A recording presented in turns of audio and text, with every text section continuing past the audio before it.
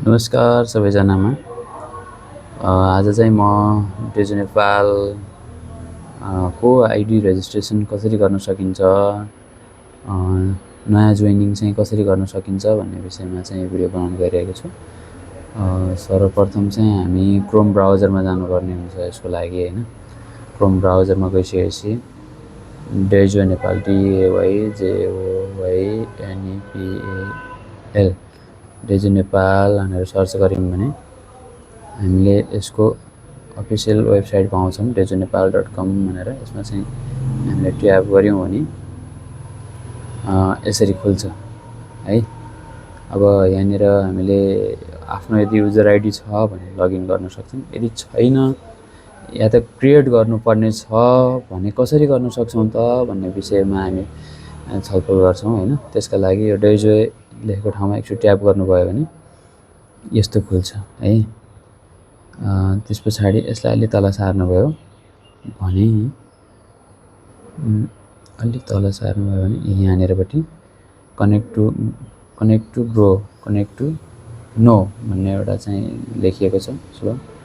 त्यसमा चाहिँ become a distributor भन्ने एउटा चाहिँ बटन छ, त्यसमा क्लिक गर्नुभयो भने हामी यसरी चाहिँ अगाडि बढ्छौं। यहाँ रेजिस्ट्रेसन छ इन्डक्टर आइडी मेन्टरशिपको लागि भनेर बनाएको छ।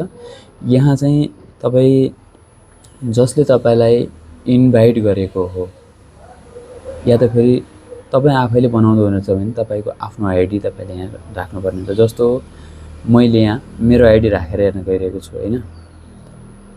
यो मेरो आइडी हो, मेरो नाम पनि देखायो र अब यहाँ रिफरल आइडी भन्नाले अब यो कसको डाउनमा हामीले राख्दिने है। यो मेन्टरशिप त हामीले आफ्नोमा राख्यौं हैन। जस्तो हामीले त डाइरेक्ट रिफर त जति पनि गर्न मिल्छ हैन। डाइरेक्ट रिफरको लागि मेन्टरशिप आइडी चाहिँ आफ्नो राख्यौं भने रिफरल आइडी भनेको कसको टिममा राख्दिने अर्थात् कसको मनतिरबाटी ठ्याक्कै कुन लाइनमा कसको मनतिर कुन आइडीको मनतिर राख्ने भनेर एउटा आइडी तपाईले चुज गर्नुपर्ने हुन्छ। ल मैले यो आइडीमा राख्न खोजेँ, कृष्ण ढुङ्गाना सरको छ। अब तपाईले ए साइडतिर राख्नुहुन्छ या फेरि बी साइडतिर राख्नुहुन्छ। दुईटा ग्रुप छ, ग्रुप ए ग्रुप बी छ हैन। यदि ग्रुप ए तिर राख्नुहुन्छ भने ग्रुप ए मा ट्याग लगाउनु होला, त्यसमा चाहिँ अनि नेक्स्ट गरिदिनु होला है। अब यहाँ हेर्नुस् अगाडि बढेन, already exit in left side भनिरहेको छ। यतातिर अलरेडी टिम बनिसकेको छ है। यतातिर अलरेडी टिम बनिसकेको छ र हामी अब ग्रुप बी मा ट्राई गर्छौं है। अर्थात् उहाँको मलाई ग्रुप ए मै राख्न मन थियो भने न्यू आइडी चाहियो। त्यसको लागि अब मैले न्यू आइडी अरु कसैको मनतिर राख्नु पर्यो भने मलाई यो साइडमै राख्नु पर्ने छ मेरो टिमको भने अब मैले अर्को आइडी चाहिँ प्रयोग गर्नुपर्ने हुन्छ त्यसको लागि फेरि है। अब अर्को आइडी कुन लिन सक्छु त मैले भने पछाडी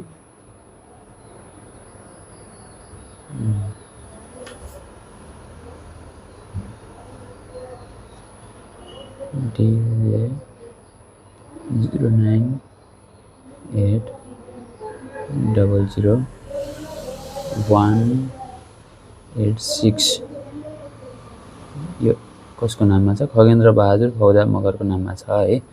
अब यसको अब हेर्नुस् ल यो साइडतिर उहाँको कोही पनि हुनु रहेछ। ल अब खुल्यो, यहाँ चाहिँ नाम लेख्नु पर्ने भयो। अब म एकजनाको इन्ट्री गर्न गइरहेको छु हैन। उहाँको नाम छ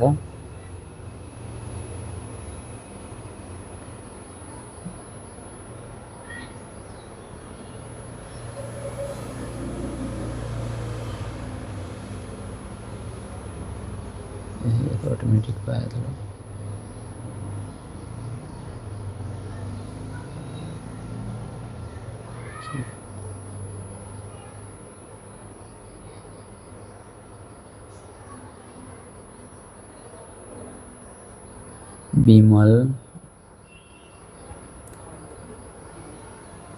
विमल राणा मगरजी हुनुहुन्छ हैन। उहाँको डेट अफ बर्थ अब नेपालीमा होला, इङ्ग्लिसमा राख्नुपर्ने हुन्छ। 04/01/1998। अब उहाँको मोबाइल नम्बर राख्नु पऱ्यो हैन। अब उहाँको मोबाइल नम्बर कसरी राख्ने त भनेपछि यहाँनिर सिधै मोबाइल नम्बर राख्ने है। अगाडि +99 त्यो राख्नु पर्दैन। मैले जिगज्याग राख्छु अहिले 98,4,1900 मानौँ यो उहाँको नम्बर भयो हैन। मैले यो नम्बर चाहिँ गलत हानेको छु। अब यहाँ इमेल आइडी छ, इमेल आइडी अनिवार्य छ। अब इमेल आइडीको ठाउँमा मलाई चाहिँ इमेल आइडी उहाँको थाहा छैन है, उहाँलाई सोध्नुपर्छ त्यसको लागि चाहिँ। तर मैले यहाँनिर पछि उहाँले एडिट गर्नुहुन्छ आफै, मैले अहिले चाहिँ यसरी राखिदिएँ हैन। तर यो सोधेर चाहिँ उहाँको इमेल आइडी खासमा सही नै राख्नुपर्ने हुन्छ।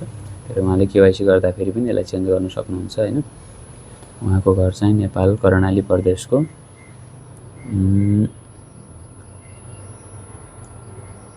दैलेख जिल्लामा पर्छ। यति नारायण नगरपालिका, पोस्टल कोड चाहिँ 21600 दैलेखको भयो। नारायण 1 DAILEKS मैले यसरी राखिदिएँ है। ओके, अनि भेरिफाई इन्डक्टर आइडी अनि स्पोन्सर आइडी भनेको छ, कसले स्पोन्सरमा राखेको छ र कसले यहाँ हेर्नुहोस् यो आइडी चाहिँ यो छ, यो मेरो आइडी हो। मैले चाहिँ यहाँ आफ्नो इन्डक्टर आइडीमा आफ्नो आइडी राखिदिएको छु हैन। र कसको डाउनमा राख्न खोजिरहेको छु भने खगेन्द्र बहादुरको डाउनमा राख्न खोजिरहेको छु मैले। अनि उहाँको चाहिँ यस साइडमा राख्न खोजिरहेको छु। यो चाहिँ यहाँ देख्न सक्नुहुन्छ तपाईँले। अब यहाँनिरपट्टि यसमा टिक लगाएर मैले रेजिस्टरमा चाहिँ क्लिक गर्नुभयो भने सिधै आइडी रेजिस्टर्ड हुन्छ है।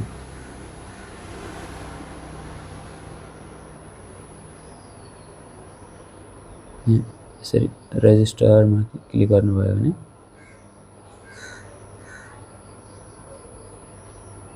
यसरी आइडी रेजिस्टर हुन्छ है।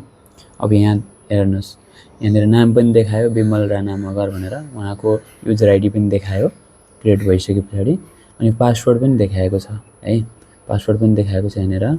यो उहाँको पासवर्ड भयो लगइन गर्दाखेरि, र यहाँको युजर आइडी भयो यो हैन। यो उहाँको नाम भयो हैन, उहाँको नाम भयो।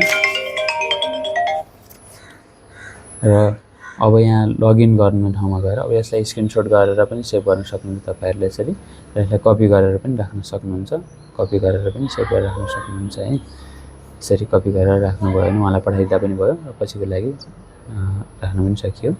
र क्लिक हेयर टु लगइन भनेको छ, हामीले लगइन गरेर हेर्छौँ है त यसलाई कस्तो देखिँदो रहेछ त्यही हो।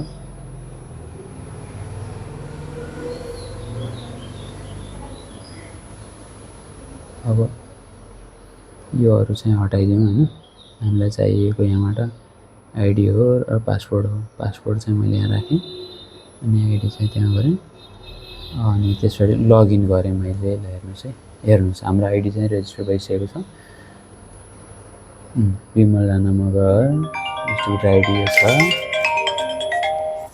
अनि यसरी चाहिँ तपाईँले आइडी क्रिएट गरेर आफ्नो डिस्ट्रिब्युटरलाई प्रोभाइड गर्न सक्नुहुन्छ है।